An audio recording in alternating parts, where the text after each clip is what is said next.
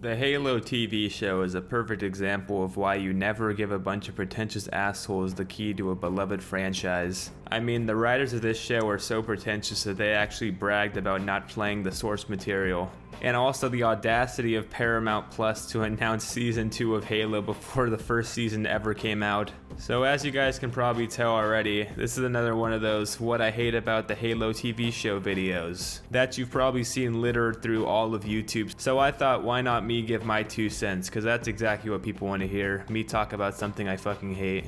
So the first thing I didn't like about the TV show, which is pretty much in line with everybody else that have made these type of videos, is why the fuck did Master Chief take off his helmet in the first episode of the show? I really just don't understand the point of them doing that. They could have really had some kind of Mandalorian thing here, and obviously Master Chief never even once took off his helmet in the games. I really don't have a problem with them taking off Master Chief's helmet in the first place. I just think it was a dumb decision to have it done in the first episode. And in that episode they tried to make it seem like, shocking or suspenseful, but it was really just disappointing, to be honest. I mean, this is the first time Master Chief is taking off his helmet, and then you see Pablo Schreiber's goofy ass face looking dazed and confused constantly. The second thing I really had a problem with about this show is it didn't really feel like Halo at all. I see a lot of people pointing this out. I think it feels kind of like a mix of Star Wars and maybe Mass Effect. I mean, this show felt way more like a drama than like an action show. You would really expect Halo to be an action-first show, and there was a significant lack of action in this show, which is why, honestly, I think a lot of people did not like this show. If you know Halo, you would go into the mindset for this show as this is gonna be, a badass show where Master Chief kicks the Covenant's ass and, does it looking cool and badass as fuck. Well, that rarely happens in this show.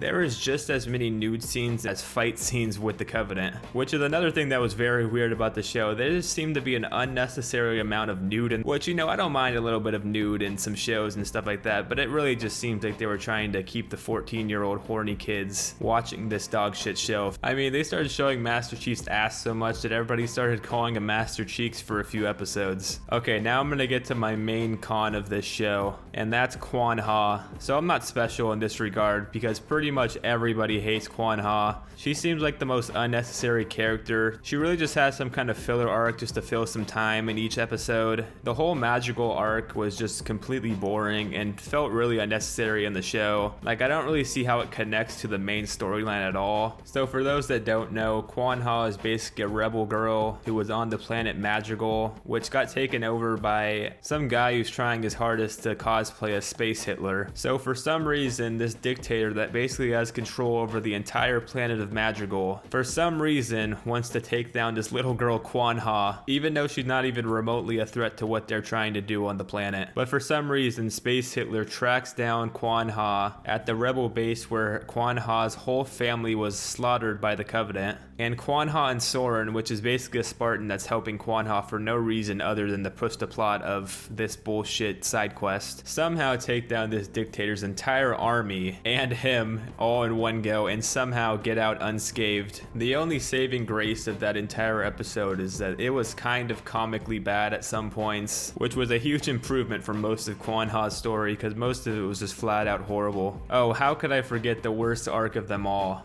The Maquis arc. So for anyone who's played the games, they know that the Covenant would never work with a human, right? Well, that goes right out the window in this show because for some reason, Maquis, who was a human by the way, was taken in by the Covenant as a kid and raised to a full-grown adult now, and appeared to have some kind of respect from the prophets. She was called the Blessed One, which is just not realistic at all in Halo lore, because the Covenant and the prophets just absolutely despise humans, and they'll just slaughter them pretty much on sight, which they ended up revealing at the end that they were just using her to basically get to the Halo ring, because they needed her to activate the artifact, which basically gave a map to the Halo ring. I just think that the video game prophets would never even risk using a human in the first place because they think so little of them. They almost think of them as like some kind of parasite or like something that needs to be extinguished. But to my original point is that Maquis had enough respect from the Covenant to, even if they were using her, they gave her enough respect to basically let her go on her own solo mission, which on that solo mission she ends up falling in love with John, or Master Chief, which was just the most random thing in the entire show because it just happened so fucking quick. quick.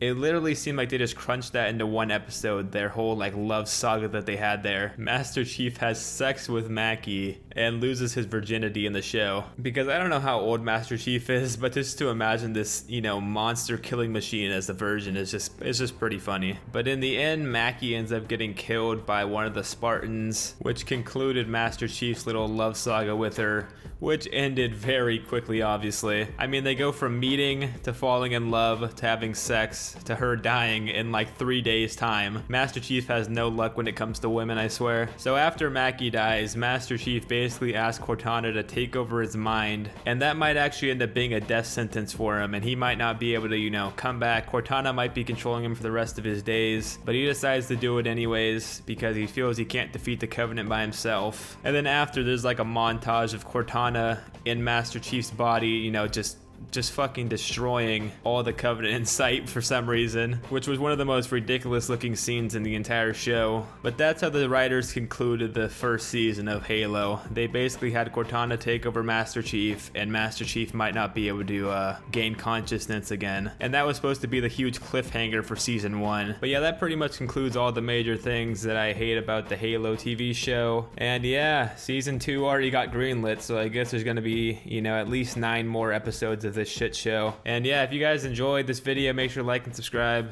Peace out, everybody.